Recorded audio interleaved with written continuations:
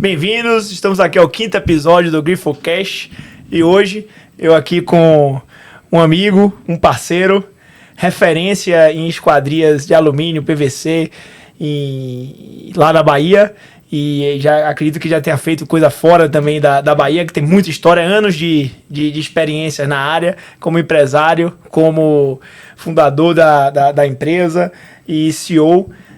Estou aqui com o Geraldo, é um prazer, Geraldo, estar aqui com você. A gente tem algumas histórias aí em comum, dentro desse universo de obras rápidas. É o único cara que às vezes compra briga e compra mesmo, certo? Eu não sei o que seria de algumas obras nossas se não fosse ele. Eu acho que dentro de um universo de parceria, a gente ter essa compra de briga, essa comunicação e alinhamento com os parceiros é primordial. E por isso que a gente tem uma relação tão boa até fora do dia a dia.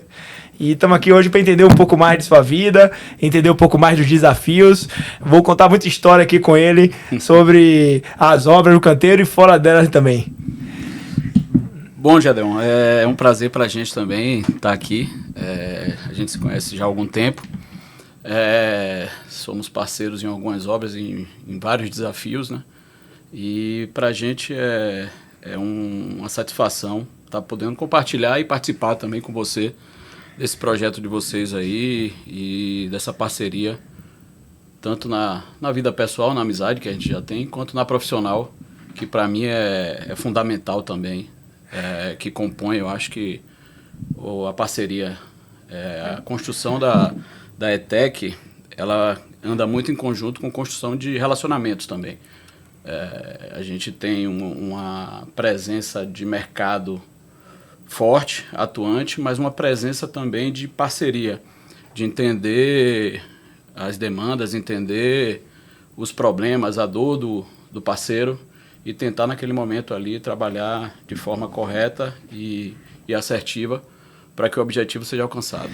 Beleza. Vem cá, bicho. Você é arquiteto, correto? Sou. E me conta um pouco aí, começou na área como, esse mundo de esquadria, como foi que você decidiu? Você entrou na Universidade de Arquitetura. Isso. E aí, de um tempo, você escolheu, não, vou trabalhar com esquadria, é isso aqui que eu quero pra minha vida, e já estava claro pra você, ou aconteceu, foi oportunidade, você viu ali uma porta e... Na verdade, eu vim de uma família de arquiteto e artista plástico, então eu já tinha em casa a vivência de arquitetura. A arquitetura sempre foi uma realidade para mim desde pequeno. Eu sempre tive facilidade, não que a arquitetura seja só a facilidade no desenho, mas a facilidade no entendimento, na construção de desenhos 3D e na visualização. Isso sempre eu tive em casa, pela formação de meus pais. E ao longo do tempo isso eu fui desenvolvendo e a decisão pela arquitetura acabou sendo uma decisão muito natural. Eu não tive dúvida, como é comum, é uma escolha difícil, mas no momento da minha escolha eu não tive dúvida e enveredei na arquitetura. Mas eu tinha uma certeza também do que eu não queria, e isso foi muito importante. Então, assim, meu início na arquitetura, a minha formação, eu sempre visualizei que eu não seria um arquiteto, por incrível que pareça, mesmo eu sabendo que eu queria arquitetura, eu sempre enveredei para um caminho. Inicialmente eu estagiei em construtoras, e trabalhei em obras de condomínios de casa, foi o meu primeiro estágio, escolas públicas, escolas grandes até. E um dado momento, ainda estudando, quando eu tinha a possibilidade de dobrar o estágio, ou seja, quando a faculdade entrava de férias, onde a maioria da galera saía do estágio, eu vi uma oportunidade de dobrar o estágio, até porque eu precisava da parte financeira, né?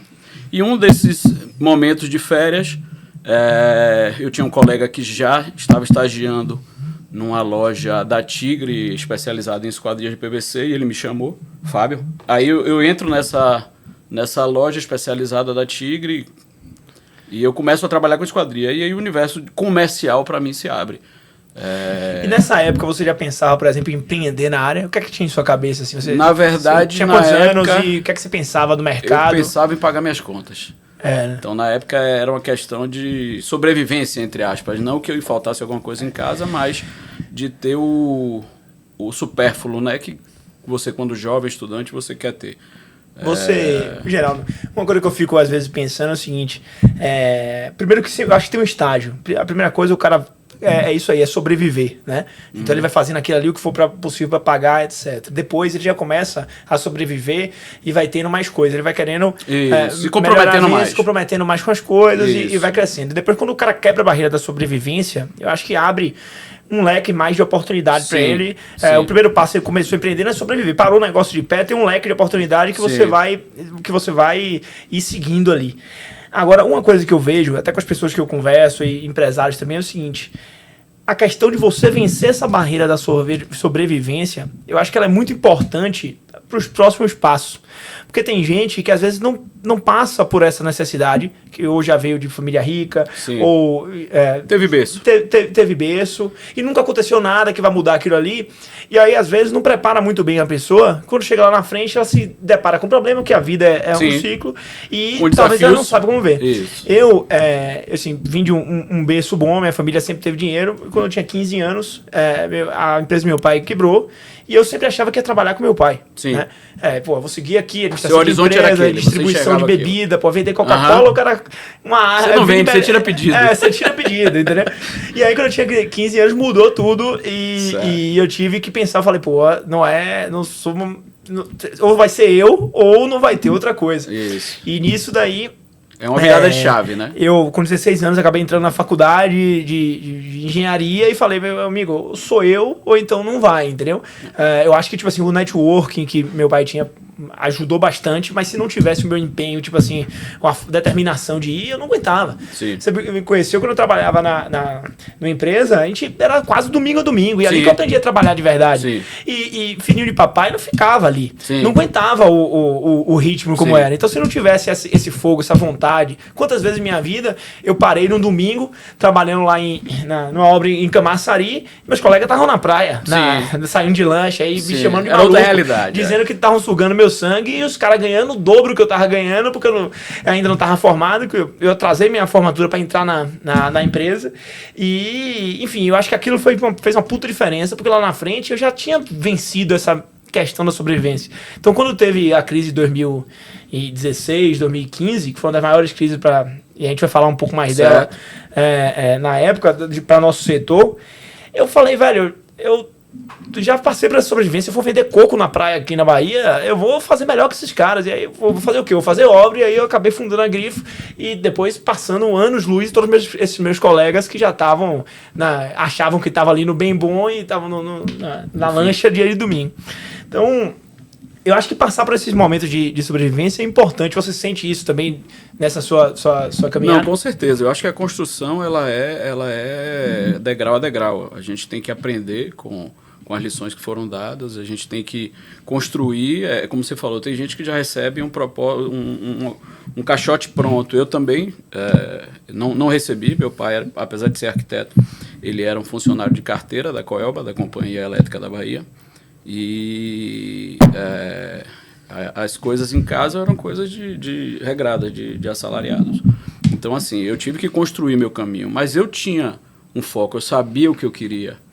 E assim, você saber o que você quer e saber o que você não quer, que é mais importante ainda, eu acho que é muito decisivo nesse momento.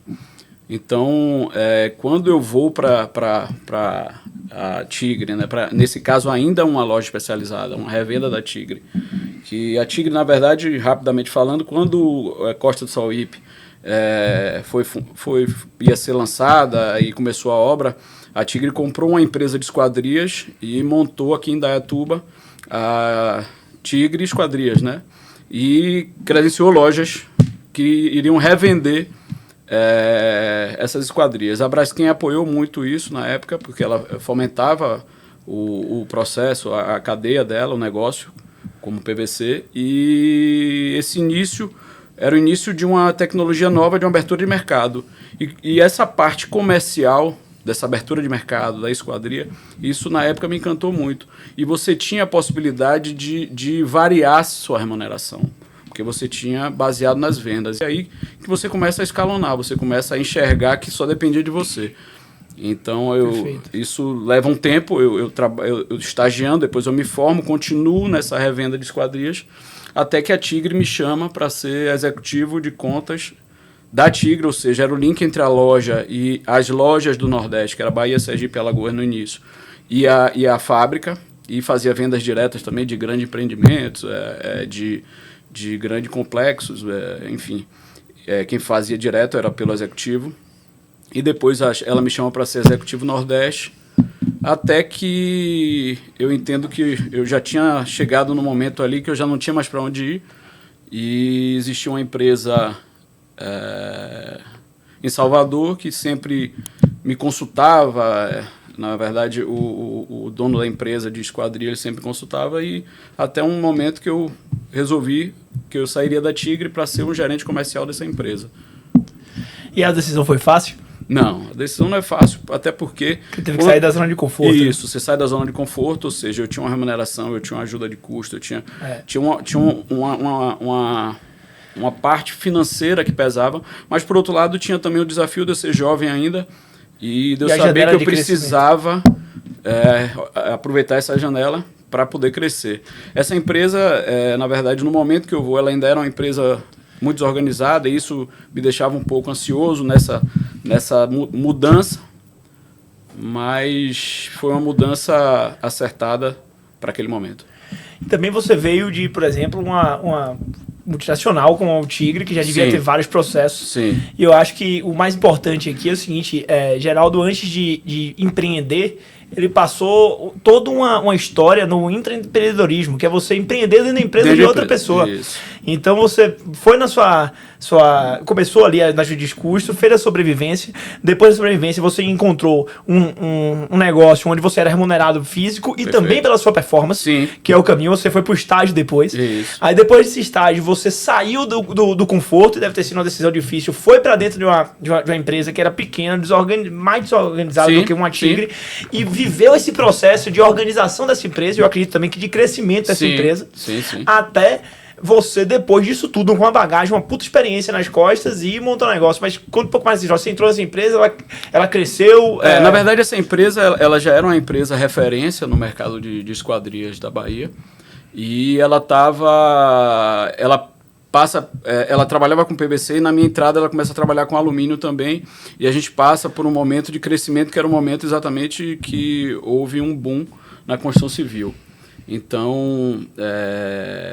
pegou a onda e pegou a onda, só que houve alguns erros, na minha opinião, hoje avaliando, na gestão da empresa, que um deles existia o Advento Minha Casa Minha Vida, e a Odebrecht tinha o Bairro Novo, e a gente acabou entrando nessa questão de padronizado, esquadrias padronizadas, que é um mercado muito competitivo, muito difícil, de margem baixa, volume alto, exposição de caixa, então, faturamento alto também. É aquela questão. Faturamento, na minha opinião, é vaidade. Se a gente só olhar para... Isso aí é uma das coisas mais importantes que o Geraldo falou aqui. Faturamento literalmente vaidade. Não adianta você faturar 100 e você gastar 101, não vai mudar nada, e tem uma exposição de caixa enorme. Exatamente. Então, eu falo sempre, o que quebra empresa é a exposição de caixa. Então, na Grifo, como é que a gente faz? Eu analiso o comprometido, obviamente, mas o principal é caixa. Toda remuneração é em cima de caixa, toda bonificação é em cima de caixa. A gente bate muito em caixa, porque eu sei que quando a água desce, bate entre aspas na bunda, o que salva é caixa. E na crise, cash is king. Então, é o que blinda o cara passar por diversos desafios, se tá tudo certinho ali. E separado, mas então essa questão de faturamento, se olhava muito para faturamento e pouco para o caixa. E o caixa, nesse processo, ele é o rei. Você tem que olhar, é ele que vai garantir. Então, isso me ensinou que a gente tem que olhar muito pela qualidade dos contratos que a gente está fechando, pela saúde deles. Porque é eles que vai fazer com que você continue com caixa, ou que você vai perder o caixa que você construiu de 2, 3 anos. Então, essa questão de faturamento, e a gente está vivendo esse momento de novo, na minha opinião, a gente está iniciando o mesmo momento que a gente viveu em 2010 a 2014, de novos entrantes, contratos ruins, muito trabalho, pouca remuneração. E quem não entender isso agora, na minha opinião, quem não olhar para o seu caixa e entender que faturamento é vaidade, ele vai faturar muito, mas ele vai ter um fim que houve... muitas empresas tiveram esse mesmo fim lá em 2014, que é, na verdade, contratos ruins, não olhar para o caixa, e a gestão faz com que você, no final, você não tenha caixa e você tem muitos funcionários, porque você alavancou com faturamento. Aí, falando mais da ETEC, então você trabalhou nessa empresa até meados de quanto e saiu e pronto, aí em 2011, na verdade a história com essa dificuldade que mais ou menos eu já antecipei, que a empresa teve na questão de algumas decisões que ela tomou errada, principalmente no Minha Casa Minha Vida, que era essa exposição que você tinha de caixa muito grande, ela veio a ter problemas financeiros e a fechar. E nesse momento, eu tinha um cliente que já tinha sido um cliente meu na Tigre e que ele era cliente também nessa empresa que eu trabalhei, de esquadrias de PVC, era um entusiasta até hoje de esquadria de PVC. E eu externei para ele essa situação que eu estava vivendo. E ele falou o seguinte, vamos abrir junto o negócio, se não der certo lá, eu tenho interesse de abrir com você. E assim foi feito, a gente abriu uma empresa junto, que é a ETEC, em 2011, e a partir daí a história da ETEC começa. Então ela vem, na verdade, de um insucesso de uma empresa anterior, onde eu era gerente comercial, onde eu aprendi muito comercial, mas aprendi também muito do que não se deve fazer na operação da empresa, nas decisões da empresa, e isso me dá uma tranquilidade hoje de dizer não a muita coisa. Perfeito. Normalmente, sei lá, um cara quando é bootstrap, ele começa assim, um empreendimento, por exemplo, eu comecei novo, né, e você erra muito isso no início. Sim. Às vezes você não se posiciona igual a seu cliente, você coloca seu cliente acima de você, e você não pode fazer isso nunca. Sim. Você tem que saber dosar isso muito bem. Você tem que focar no cliente, mas você não precisa ser refém do cliente, entendeu? Nem do contrato. E você que escolhe o que você quer, o que você não quer, e você é especialista no assunto. Isso. Então o cliente não tem que dizer o que é que você tem que fazer, você tem que orientar o cliente qual é o caminho, né? É aquela história, se você não souber quais são suas prioridades, alguém vai dizer para você. Alguém vai dizer para você, exatamente. E no início, às vezes é muito difícil dizer não. Sim. E hoje, os nãos, meu entendimento os nãos que a gente dá são muito mais importantes que os sims. Sim. Né? Então, você tem que chegar e falar, e o não até te posiciona. Às vezes o cliente chega pra você e fala, você tem que fazer isso aqui vai ser uma exposição, um puta projeto, não sei o que, pra lá. Você, não, eu não faço por conta disso, eu sei que é bacana, mas eu tenho isso daqui, eu não vou perder dinheiro. Até o cara, quando você faz um negócio desse, ele te respeita mais. Ele pode até entender, mas ele vai, esse cara não é qualquer um. Essas concessões, esse saber dizer não, é o que vai fazer com que sua empresa performance bem, principalmente nesses momentos de oscilações de mercado. Então, se você não entender que, mesmo que você seja linear, mesmo que você, volto a dizer a questão do faturamento, você não pode só olhar para o faturamento, mas você tem que olhar para a saúde do contrato da empresa. Quem gosta de faturamento é banco, para te torrar crédito e falar, pega aqui, pega. Aí na hora do que você realmente tá ali apertado, ele vem cobrando, e aí ele puxa a corda e você já tá dentro da forca, né? Exatamente. Então, assim, isso tudo faz com que a gente comece a entender. E essa maturidade, ela vem depois. Você não vai ter, no início, o discernimento é difícil. É difícil. Você vê, há pouco tempo atrás, vou contar situações até para poder ilustrar um pouco. Eu estava negociando um empreendimento, e um grande empreendimento até... Vai falar o nome ou vai? Né?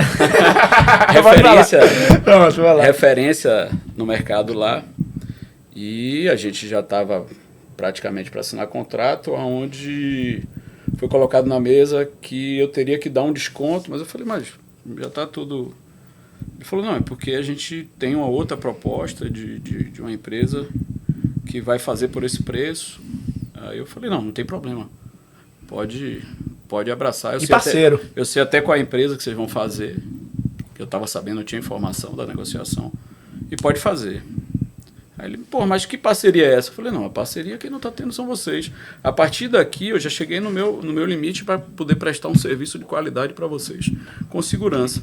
E até em respeito a toda a história que eu construí, em comparando com toda a bagagem, todo o acervo técnico que a ETEC tem, se vocês acham que essa decisão é melhor pelo preço que vocês estão, podem ir. Isso até foi engraçado, porque quando aconteceu isso, um dos meus sócios, eu bati um papo com ele e falou, rapaz, você tem certeza? Eu falei, não, eu tenho certeza dessa decisão. Esse não vai abrir outras portas para a gente, porque aquele contrato não é saudável. E assim foi feito, a gente não fez esse contrato, depois nós fechamos um contrato de 3 meses depois, mais ou menos, nós fechamos um contrato de 140 toneladas, que era maior até, inclusive, do que esse, com um ticket melhor. E essa decisão dessa empresa naquele momento veio a ter um final muito ruim. E isso o mercado todo soube, isso foi ruim para a empresa. Enfim, então, assim, saber dizer não também é nos posicionar, como você falou. Com certeza. E nisso tudo aí, como é que a gente faz? Aí uma mensagem para quem está começando aí agora. Como é que a gente faz para ter esse conhecimento sem ter experiência? Você pode ter anos-luz de experiência em minha frente em negócios e tudo. O que é que eu costumo fazer? Conversar com pessoas que já passaram por isso. Conversar com um cara que às vezes já quebrou, um cara que já passou por uma dificuldade, um cara que já passou por crise. Eu, quando comecei a Grifo, eu ficava pensando... O pessoal diz que 80% das empresas quebram com até 5 anos. E eu ficava contando, né? Até fazer 5 anos. Hoje a gente fez 8 esse ano. E eu ficava, por que isso acontece? Por que as pessoas quebram? Será que eles não começam direito? É porque eu acho que em 5 anos é um tempo mínimo para você ter uma crise. E você passar... o giro acontecer. O giro acontecer. E aí, se você não está preparado na hora desse giro que o negócio vem, que no nosso caso foi a pandemia, por exemplo, você fica para trás. Sim. Se você está com calça curta, já foi. Você vai ficar. E você... A ETEC em si tem 20... ela tem... 23? Ela é de 2011, né? Tem 23. 23 a 24 anos. Quantas crises você já viu? Eu, inclusive, vi uma das piores crises, que foi 2014, 15, 16, ali aquele período. E também veio de um dos maiores booms, que foi com essa outra empresa, que foi 2007, 8, 9, até meados ali. Isso, mas eu acredito que esse boom que também gerou um pouco dessa crise. Com certeza. A gente, naquela época, a gente não tinha profissional para trabalhar. Isso. A gente botava a placa para quem não conhece. O cara passava na rua com um pedaço de alumínio e digo, venha. Eu trabalhava na época, eu estagiava na obra com mais de 1.000 pessoas. A gente botava a placa, contrata-se pedreiro, contrata-se ajudante. Você sabe qual era o teste do ajudante? Era pegar um saco de cimento, botava nas costas, anda 50 metros, volta. O cara que conseguiu ali fazer em um tempo bom, etc., vai embora. E isso vinha acarretavam vários problemas. A gente tinha traficante, a gente tinha mau caráter, de tudo dentro de obra. A obra era Na verdade, a obra virou até um ponto de tráfico. Eu lembro. Exatamente. Eu já tive equipe que dormia na cadeia e trabalhava comigo no outro dia. Isso. Entendeu? Por falta de opção. Rapaz, de vocês, não dele. Exato. E a gente tinha que se lidar com tudo isso. E assim, foi importante até pra mim, porque eu tinha que lidar com 10 tipos de sociedade diferentes, entendeu? Perfeito. Eu lidava com o diretor, lidava com o engenheiro, lidava com o peão e com a escória da sociedade, que é o traficante que tá ali, não sei o que, e tinha que saber andar nesse meio. Agora, se você dar um conselho, Geraldo, para as pessoas que estão começando a empresa e, 20 anos é um feito, uma barreira grande de se quebrar. Você já passou por várias crises e principalmente uma onde eu diria que 80% dos seus concorrentes devem ter ficado para trás. Nessa concorrentes crise. E amigos também. E amigos, entendeu? E o que é que você acha que é o principal fator que fez você passar por isso sem... não vou dizer dificuldade, que eu tenho certeza que teve dificuldade, mas você conseguir sair do outro lado e respirar. Na verdade, a leitura de você saber dizer ou não, por tudo que eu tinha vivido, então assim, a gente não olhar só para o mercado de uma forma vaidosa, mas também de uma forma objetiva de seu cliente é o pagador das contas. Então, assim, se aquele contrato, se você está fazendo só para agradar ao cliente, ao mercado, a quem for, você, no final, você não vai ter quem pague suas contas. O cliente não vai chegar lá e dizer, pô, você está passando por dificuldade, tome aqui. Mas ele é quem vai lhe dar o direcionamento e a gestão também. Então, assim, se eu posso dizer na parte comercial é que saibam, para quem está começando, é que saibam entender um pouco sobre a leitura das pessoas. Então, você conseguir compreender.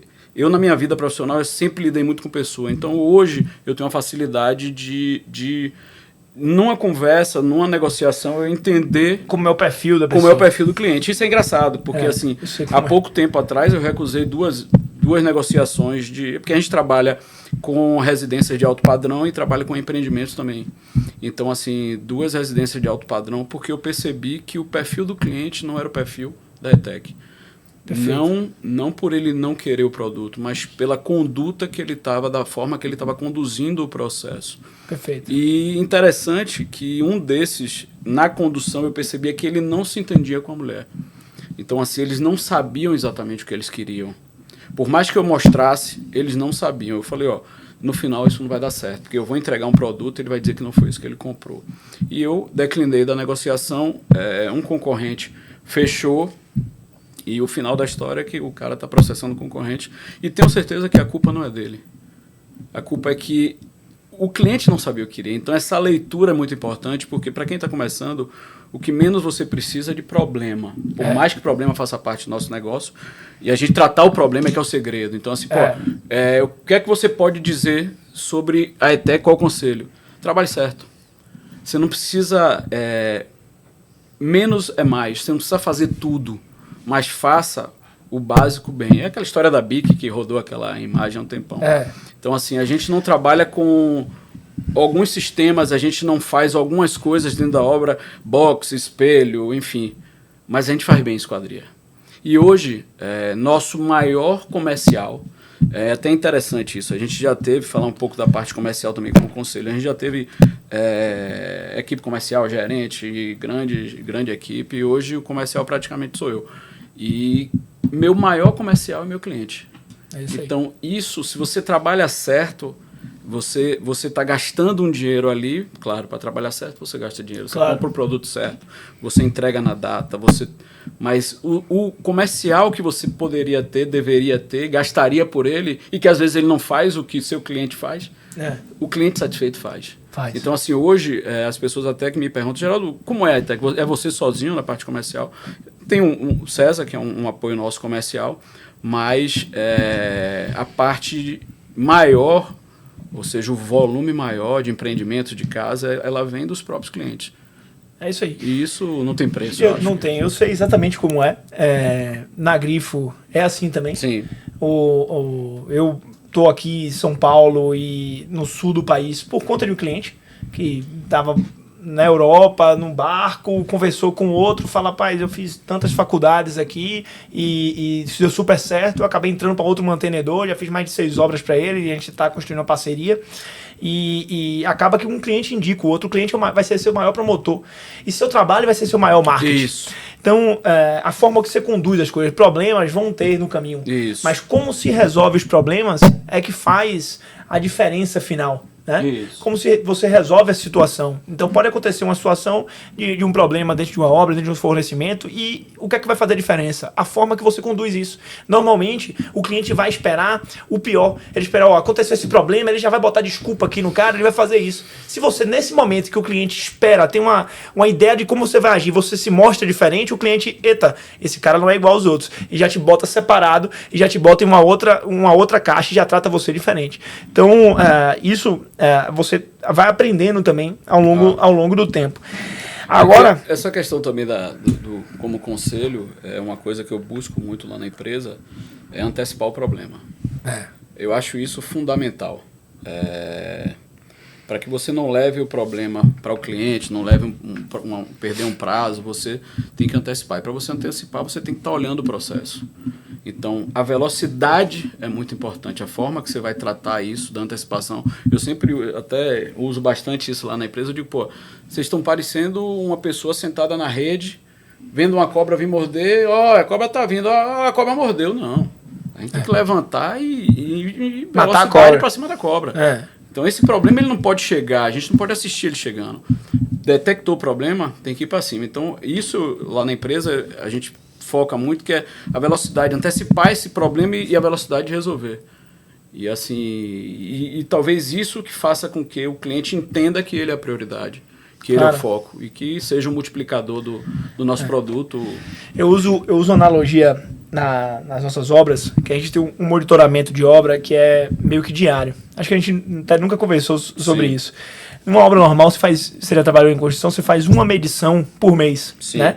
E aí você vê lá como é que tá o avanço dos itens, você recebe o relatório razão aí da contabilidade, cruza financeiro com o avanço de obra, com o custo do orçamento e faz uma análise de valor do trabalho realizado para saber como é que você está em relação à obra. Uma construção normal faz isso uma vez por mês. A gente tem um setor de BI e a gente faz isso todo dia em nossas obras. Então a gente faz uma medição por dia.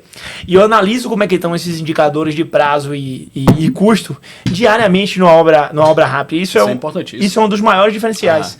E aí eu falo sempre, usando a analogia da cobra, você vê que são empreendedores diferentes, em cenários diferentes, acaba que é no mesmo ciclo, quer atender na construção, mas acharam duas formas de representar isso para as equipes. Eu falo o seguinte, imagina que você começa com uma doença no pé, certo? E essa doença vem se espalhando pelo seu corpo. Se você não monitora e passa 30 dias sem monitorar, ou você não olha a sua obra, quando chega no coração que você vai sentir a dor, que você vai tentar tratar o problema. E aí talvez você já perdeu a perna. Agora, quando você monitora e está perto do gerenciamento, chegou no calcanhar ali, apitou você, vou tratar aqui. E aí você vai gastar com uma pomada. Você vai gastar com uma pomada. Não precisa perder ou amputar uma perna. Exatamente. Então, essa é a analogia de antecipação dos problemas. E aí, Geraldão, tem um negócio que é o seguinte, é óbvio que a gente explicando pro pessoal, dizer não é importante e acho que todo mundo já meio que entende isso, mas não é fácil. É uma das coisas mais difíceis, principalmente quando você está crescendo. Sim. O porquê? Eu diversas vezes na minha vida eu usei uma estratégia para crescer. Você começou a empresa, você não é ninguém. Você está fazendo ali o serviço, você conquista parte da estratégia. Exatamente. O que é que eu falo? Eu fundei a Grifo como se fosse um posto de gasolina sem marca, sem bandeira. Então as pessoas não vão parar ali. Mas durante uma crise, e a Grifo foi fundada durante a crise de 2015, 2016, as pessoas, dinheiro curto, vou tentar ver aqui o que é que dá. Aí você chega nesse posto, não é BR, não é Shell, é um posto lá com a bandeira Grifo. Aí você chega, é bem atendido, o cara oferece um café, o cara dá um desconto para você lavar o carro, certo? Dá 10% de desconto se você for consumir na loja, certo? Diz que você vai voltar, faz uma assinatura, se você voltar próxima abastecimento, você vai ter um desconto a mais. O cara sai feliz da vida. Sim. A gasolina anda igual as outras. Sim. E o cara, o rendimento foi bom, então o que é que esse cara vai fazer? Esse cara só vai voltar nesse posto. Com certeza. E o que é que ele vai fazer mais? Ele vai chegar no barzinho, os amigos dele, supor que ele tem um gol. Os amigos têm um gol também. Então ele vai falar, não, vai ter que ir lá, etc. Rapaz, vocês estão perdendo tempo, estão pagando mais caro lá, sou perdendo. Vai começar a vir gol para dentro do posto de gasolina novo. O que é que vai acontecer um dia?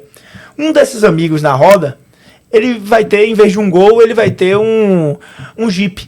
E o pessoal vai insistir, ele vai pensar, etc. Mas numa dessa ele vai no posto. E aí ele é bem entendido, etc. O que é que acontece? O cara do Jeep vai pro barzinho e tem amigos que tem Jeep também. E vai acontecer de uma hora ter um que tem uma Mercedes. E aí vão insistir pro cara ir e vai a Mercedes. E é assim que você faz o crescimento da empresa e a estratégia que eu sempre usei. Mas algumas vezes eu lembrei, você falou estratégia, eu lembrei da estratégia da Red Bull, né? Que ela não era conhecida, né? Não era conhecida. E ela não estava conseguindo vender o produto. E aí ela chegou em Londres, nos metrôs, e colocou latinhas vazias por vários lixos, né?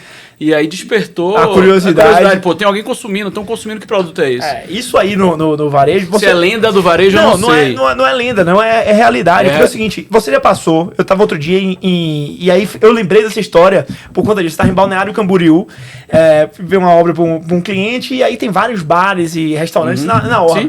E aí eu não conhecia nenhum e estava passando. Aí passei um vazio, o cara chamando para ir para frente, etc. Sim. Você acha que eu ia entrar? Não. Tá vazio. Aí, armadilha pra turista. Exatamente. No que tava com fila, eu falei, eu também não vou ficar não, porque eu quero praticidade. Agora, nunca que tinha uma cadeira disponível, eu entrei. Não sabia da qualidade dos negócios. Acho que não fui no melhor, mas não fui no vazio por conta desse aí. Isso aí é na interação humana. O ser humano é assim, tem alguns gatilhos, isso daí, escassez, autoridade, etc. Tem um livro muito bom que é o Armas da Persuasão, que fala sobre esses gatilhos de interações humanas e como você usar isso a seu favor e também como você se blindar de as pessoas usarem isso com você O nome é meio pesado, assim, arma, né, pessoas, mas não é nada de ensinar coisa ruim, não, ao contrário, ele fala sobre as interações usando experimentos que os caras fizeram. E é perfeito. Eu estou lendo agora um livro que fala um pouco do que a gente falou há pouco tempo agora, que é essencialismo. Quem me indicou até foi o meu sócio, o Júlio, que fala sobre exatamente você perguntar o que é essencial. Ele usa até uma questão do seu armário. Pô, no seu armário lá, o que é essencial para você ter? Tem muita coisa ali que você não tem. Você precisa fazer a mesma coisa na sua vida, na sua empresa. Ele fala exatamente que menos... o essencial é o menos, porém com qualidade. Então, assim, é você trabalhar menos, porém com qualidade. Trabalhar seu tempo, perfeito, seu produto. E é um pouco do que eu disse sobre a questão da ETEC, sobre as escolhas, sobre a BIC. Perfeito. Então, isso é você focar no seu negócio, você atender bem seu cliente com o que você se predispõe a fazer. E você ouvir também a sua empresa. Quando a gente criou essa linha do Fast Construction lá em 2022, sim, tá? Já participei com você disso. Tá loucura, né? Como e tem dado certo, viu? Pousada, residência, nunca mais eu faço não. Eu não vou fazer nunca mais. Mas loja agora lá a loja, é verdade, que a gente fez e vários outros. E uma das coisas que eu parei e pensei foi o seguinte, velho, eu tô com a construtora, a gente tem 4 anos, certo, de história, e as outras construtoras têm 70. As outras construtoras têm uns 60, 50. Eu tenho, fazendo analogia, R$10 no bolso, esses caras têm 1 bilhão. E como é que eu vou competir com esses caras? Como é que eu não posso competir? É outro business. Então, business. Eu tenho que fazer o seguinte, eu parei e analisei, como era quando eu trabalhava do outro lado? Aí eu comecei a pensar, burocracia. Rapaz, pra eu pagar um negócio, era uma data de pagamento, tinha que juntar boletim, não sei o que. Eu comecei a refletir os processos, porque quando eu fundei a Grifo, eu botei os processos desses caras na Grifo. E aí tinha data de pagamento, etc. Eu comecei a analisar e refletir sobre meus processos. Esse processo está sendo bom para quem? Eu estou me diferenciando deles como? Não vou conseguir. Eu não vou competir o mesmo negócio. Eu tenho que ir para outra área aqui e o pessoal não está olhando. E aí, o que foi que eu fiz? Eu falei, eu vou desconstruir os processos e fazer o que é melhor para o meu cliente. Então, eu não preciso ter essa burocracia toda para fazer um pagamento. Eu posso criar um negócio, por que não? Eu dar autonomia para o cara que está na frente, certo? O cara mandou pagar um negócio, eu pagar instantâneo nas obras comerciais e ter um financeiro olhando isso e eu trazer tecnologia como o negócio do BI que eu falei para, em vez de eu controlar o cara e falar, não, você tem que me pedir a bênção para pagar isso aqui. Eu confiro. Então, a gente tudo que paga num dia, no outro dia é tudo conferência. Eu chego pro cara, eu quero isso aqui, eu quero isso aqui, eu quero isso aqui. E o engenheiro hoje da Grifo, e você já trabalhou com alguns, tem mais autonomia do que muito engenheiro de outra empresa. Sim. O cara manda pagar tanto, tá pago. Ele tem a caneta. Entendeu? Tem a caneta. A gente dá autonomia, a gente confere o que é que ele tá fazendo e ele sabe delegação com responsabilidade. Muito disso eu vi depois, não foi depois, no livro da Netflix, que eles falam sobre esse modelo de gestão também. Ele trabalha muito em cima disso. Exato. E a gente usa muito isso usando tecnologia, conferência, responsabilidade para a gente ser muito mais ágil. O que acontece? A gente é muito mais ágil que os caras que são muito mais engessados. O cara é um transatlântico, eu sou um jet ski ali que vai. E é o diferencial. E eu consigo fazer mais rápido. E aí a gente. E aí é que você saber equilibrar isso com o crescimento, que é a dificuldade. Exatamente. Porque você vai passar por um processo doloroso que é o crescimento, que nós vamos passar, todos estão passando por isso, que é você crescer e você continuar tendo agilidade sem burocracia. Exatamente. Tem que ser um limiar. Eu acho que tem que... É difícil. E é tênue, é um negócio bem muito difícil. E até no controle, gestão de equipe, etc. Também não virar um Wang. Aí tem que chegar na frente e ver como a gente vai fazer. Unidades. O que é que eu penso em... A gente pensa em 2040, tá em todos os estados. Mas eu vou ter um sócio por estado. Perfeito. Que aí vai ser uma empresa... Posso me candidatar em algum estado aí? Vai ser um cara... uma empresa grande com empresas pequenas. Então, a gente dessa forma, a gente cria uma burocracia aqui e eu consigo diminuir as burocracias aqui. Como se fosse um transatlântico grande e vários jet skis na água para fazer rápido, entendeu? E aí... Até aquele restaurante que é de Fortaleza... Coco Bambu. Coco Bambu, ele é assim. Né? Ele tem... Toda série tem um sócio. Tem um sócio. É o sócio executivo. E antes era um advogado, um engenheiro, tinha que ser o sócio executivo. E o cara tem que estar lá dentro. E o cara tem que estar dentro. Você sabe o que acontece às vezes na Grifo? Eu hoje estou fazendo uma reflexão grande de talvez não contratar, não é que não, mas tipo assim, olhar mais, em vez de contratar um engenheiro em si, eu contratar talvez um engenheiro que ele já seja um engenheiro meio que autônomo, que ele já tem uma empresinha pequena que está prestando serviços, etc. Porque esse cara já passou por algumas coisas. Já tem uma vivência, né? E já tem uma vivência que eu preciso. É impressionante a diferença de leitura, de tomada de decisão, de agilidade, porque a gente... faz isso mesmo com empresas pequenas, a gente sabe que a gente toma 50 decisões por dia, 60 decisões por dia, então a gente está acostumado a tomar decisão. E isso faz uma diferença no dia a dia enorme. Então a gente sabe que se a gente não tomar essa decisão, amanhã os 60 vira 120. Então você tem que tomar decisão. Mesmo que seja delegar para alguém, dizer, ó, isso aqui é seu, resolva. Então, assim, é importantíssimo essa velocidade e essa mudança, essa programação mental diferente do empreendedor.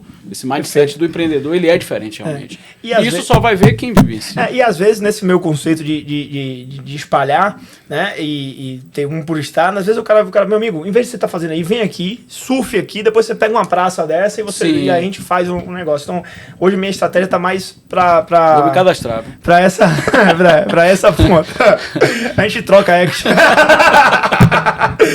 Aí o negócio é bom, né? Agora, tem um negócio que é o seguinte: como fazer para resistir ao canto da sereia quando você está crescendo? Porque a gente falar não, quando a gente atingir um patamar e a gente já sabe das coisas, é fácil. Agora, quando a gente está crescendo, às vezes é uma obra que é um patamar acima, é um cliente que está em um patamar acima e que você não pega normalmente. É a Mercedes que chegou no posto de gasolina e às vezes a Mercedes quer testar e você vai ter que concorrer com os outros que vendem para a Mercedes.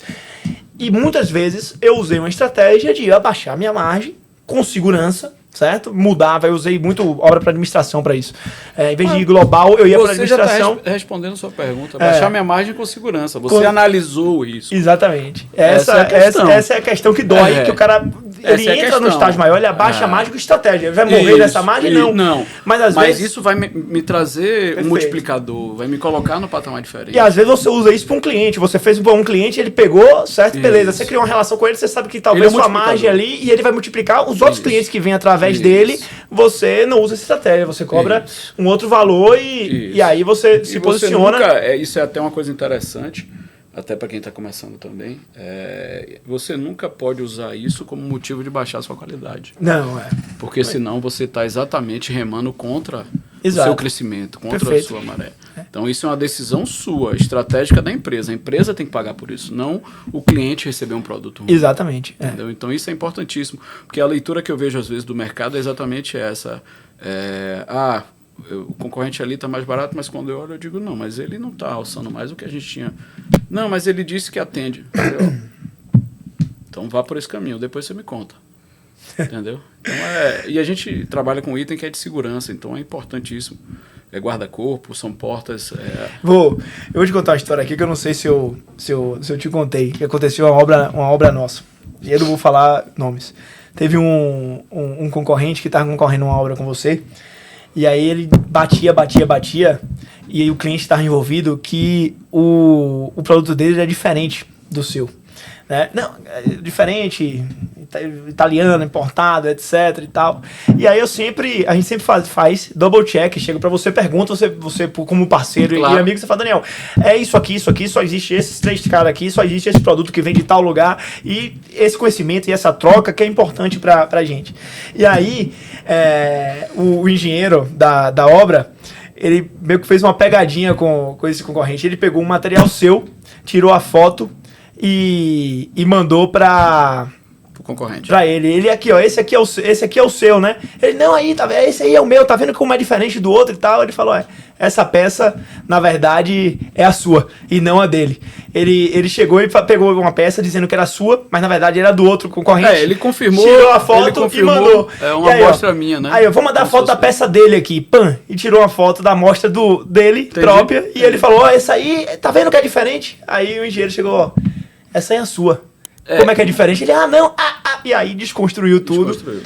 Na verdade, é por isso que a honestidade, o foco no cliente e as relações que a gente constrói, que eu e você construímos e eu construí com diversas outras empresas, engenheiros, arquitetos, é uma questão muito de honestidade.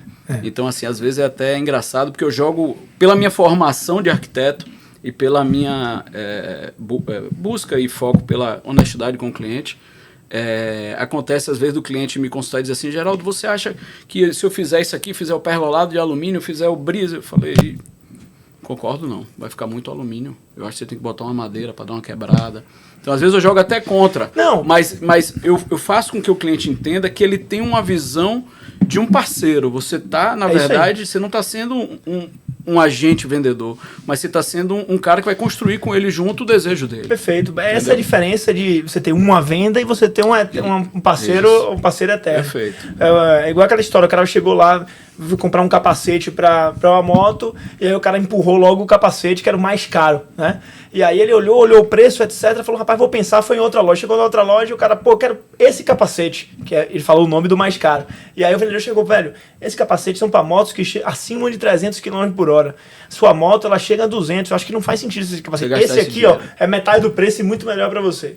Automaticamente, a loja que fez essa estratégia perdeu o cliente e a de cá de um cliente eterno. O cara de moto é apaixonado, sempre vai ter e sempre volta. Isso. E essa honestidade do vendedor, às vezes, é honestidade que o cara vai mudar, às vezes, de marca, de loja, e vai levar ele junto. De Honda para Yamaha, mas o cara vai ser fiel a ele, porque o cara viu que ele, na verdade, ele não estava fazendo uma venda, mas ele estava construindo um valor junto com o cliente, para que ele pudesse gastar o dinheiro dele de forma correta e receber de volta do produto que ele precisa. Então é mais ou menos isso que a gente tenta na empresa lá. A gente tenta exatamente colocar para o cliente o que ele quer, claro, mostrar, mas de forma honesta.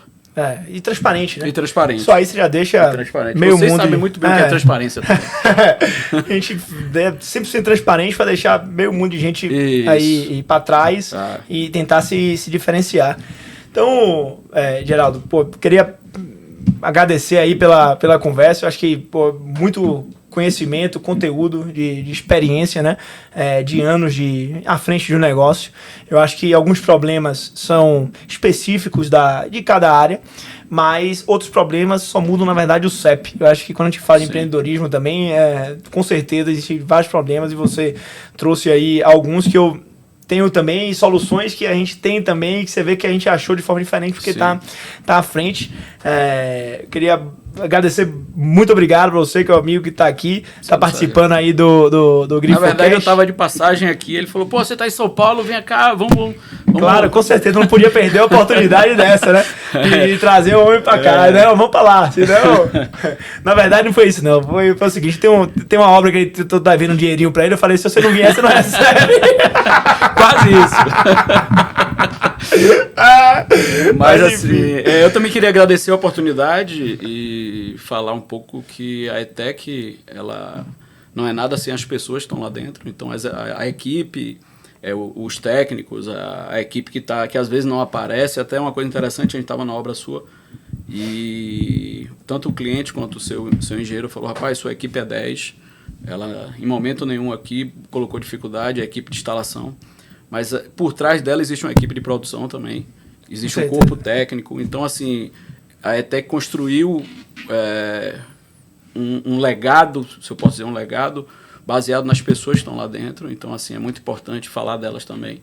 E dizer que a gente está à disposição de vocês, é um prazer, volto a dizer, eu não sou muito de falar, mas é um prazer a gente estar aqui com você, estar dividindo com você essa oportunidade, esse projeto da Grifo, que eu acho bem interessante, bem atual. E vamos lá, vamos proteger nosso caixa. Beleza. E para achar Geraldo aí no Instagram da ETEC, qual é o Instagram? @ETEC Esquadrias. ETEC Esquadrias. E esse programa vai estar aí no ar nas próximas semanas, no @Grifo Engenharia. Viu? Então, pessoal, um abraço. Adorei aqui a conversa. E vamos... Ele trouxe até o boné aqui, ó. É claro, é pra botar. Eu tinha dado pra ele. Eu boto esse daqui. E aí ele hoje trouxe. Aí, ó. Vamos lá. Aí, ó. Beleza, tamo junto. Um abraço, irmão. Valeu. Valeu.